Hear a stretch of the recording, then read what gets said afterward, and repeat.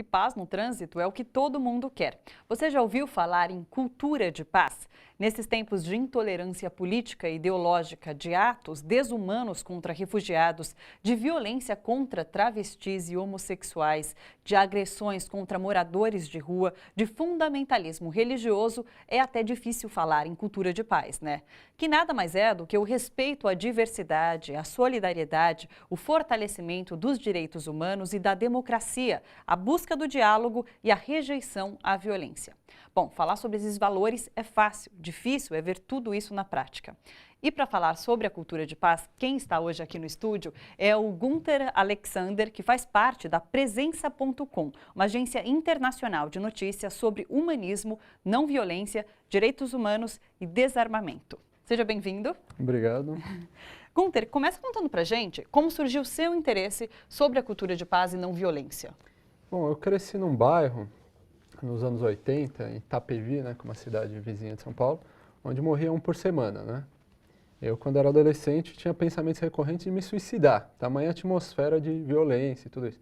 E no meio disso eu descobri, por exemplo, o Gandhi, né, quando eu era adolescente, tinha 15 anos.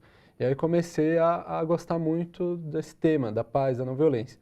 Depois, aos 17, 18, conheci o movimento humanista, conheci Silo, que é um filósofo argentino, também prega ideais de paz e não violência, e aí comecei a militar e sou ativista até hoje.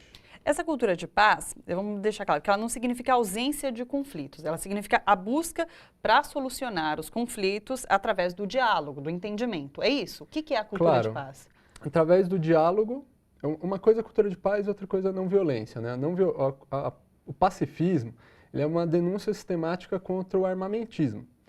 A não violência é um método de resistência pacífica para solucionar os conflitos e também, além de ser um método de luta social, é também um estilo de vida, né?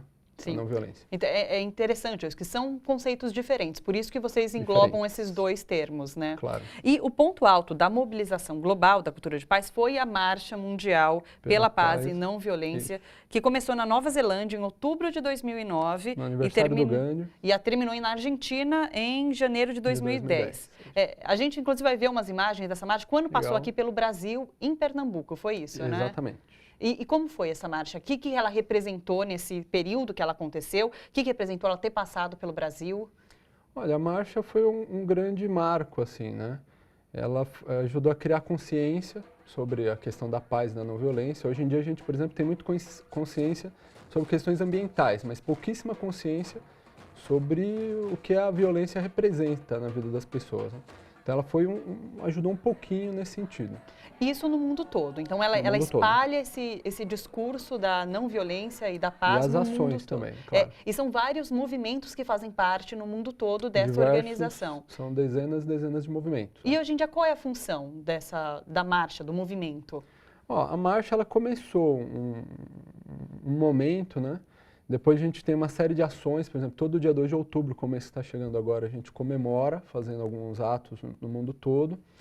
A gente inaugurou uma agência de notícias só sobre paz e não violência, totalmente organizada por voluntários no mundo todo, tem correspondentes no mundo todo. Essa agência, o endereço dela como que é? Presença.com. E pessoas do mundo todo escrevem nessa agência, elas... E o foco é esse, direitos humanos, não discriminação, não violência. Sim. Inclusive, nessa situação, por ser um movimento global, a gente tem a crise dos refugiados acontecendo na Europa, que tem reflexos aqui no Brasil também. Vai ser uma pauta para se discutir nesse 2 de outubro? Já é a pauta, Sim. Porque, na verdade, a crise dos refugiados é uma consequência das guerras, né? Ou seja, a raiz do conflito é exatamente o fato da guerra, né? Hoje a gente vive uma crise humanitária de proporções talvez equiparáveis somente à época de Ruanda. São milhões de pessoas se deslocando, né? A gente organizou um pequeno ato agora no centro de São Paulo esse sábado, junto com algumas organizações. Tinha 100 pessoas nesse ato, pouquinha gente aqui em São Paulo. Teve atos também em Madrid, na Itália, enfim, vários países. E 2 de outubro esse vai ser o grande assunto. Vamos acompanhar, então.